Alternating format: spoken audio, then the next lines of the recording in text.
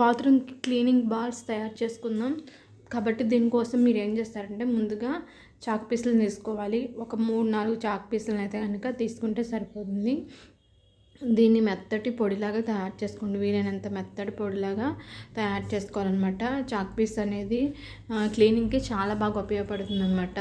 ఏమైనా మురికి కానీ ఏమైనా ఉన్నా సరే, బాత్రూమ్ గోడలపై ఏమైనా టైల్స్ కానీ ఏమన్నా మురికి కానీ ఉన్నట్లయితే కనుక వాటిని పోగొట్టడానికి అయితే చాలా చాలా ఎఫెక్టివ్గా అయితే కనుక మనకి చాక్ పీస్ బాగా ఉపయోగపడుతుంది అనమాట. కాబట్టి చాక్ పీస్ని అయితే కనుక తీసుకోవాలి.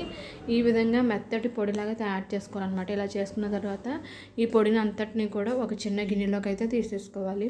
ఇలా తీసుకున్న తర్వాత దీంట్లోకి 1 స్పూన్ వరకు మీరు ఇంట్లో ఉంటుంది కదా ముగ్గు, మనం ముగ్గులు వేసుకుంటాం కదా, ఆ ముగ్గునైతే కనుక 1 స్పూన్ అనమాట. అంటే చాక్ పీస్ పొడి ఎంతైతే ఉంటుందో సేమ్ క్వాంటిటీలో ముగ్గు కూడా తీసుకోవాలి.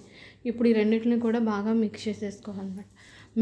ముగ్గు కూడా ఏంటంటే క్లీనింగ్ లిక్విడ్కి చాలా బాగా ఉపయోగపడుతుంది. క్లీనింగ్కి చాలా ఎఫెక్టివ్ రిజల్ట్ అయితే కనుక రావడానికి చాలా బాగా ఉపయోగపడుతుంది. తర్వాత దీంట్లోకి నిమ్మరసాన్ని కొంచెం యాడ్ చేసుకోండి. నిమ్మరసం కూడా మనకి బాత్రూమ్కి మీద ఏమన్నా మురికి, తర్వాత ఏమన్నా పురుగులు ఏమన్నా సరే వాటి మొత్తాన్ని రిమూవ్ చేసేయడానికి అయితే కనుక చాలా చాలా ఎఫెక్టివ్గా పనిచేస్తుంది. కాబట్టి ఈ విధంగా నిమ్మరసాన్ని కూడా యాడ్ చేసేసుకొని మొత్తాన్ని కూడా బాగా మిక్స్ చేసేసుకోవాలి. ఇలా మిక్స్ చేసిన తర్వాత హార్పిక్ ఉంటుంది కదా, హార్పిక్ని 1 స్పూన్ వరకు యాడ్ చేసుకోండి. మరీ జోరైపోకుండా నేను ఈ వీడియోలో ఎలా అయితే చూపిస్తున్నానో సేమ్ అదే విధంగా వచ్చేలాగా యాడ్ చేసుకోండి. ముందైతే ఈ విధంగా స్పూన్తో కలిపేసేయండి. ఈ విధంగా ఫామ్ అవుతుంది అనమాట, నురగలాగా వస్తుంది.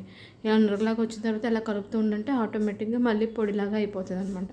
ఇలా చూసారు కదా, ఈ విధంగా అవ్వాలి. ఇలా అయిన తర్వాత మీరు సెన్సిటివ్ స్కిన్ అయితే కనుక ఖచ్చితంగా ఏదైనా కవర్ వేసుకోండి. చేతికి డైరెక్ట్గా చేతిని పెట్టకూడదు. కవర్ వేసుకొని ఈ విధంగా ఉండ అవుతుందో లేదో చూసుకోండి. ఉండ అవ్వట్లేదు అనుకుంటే కొంచెం మళ్ళీ హార్పిక్ని యాడ్ చేసుకోవచ్చు అనమాట.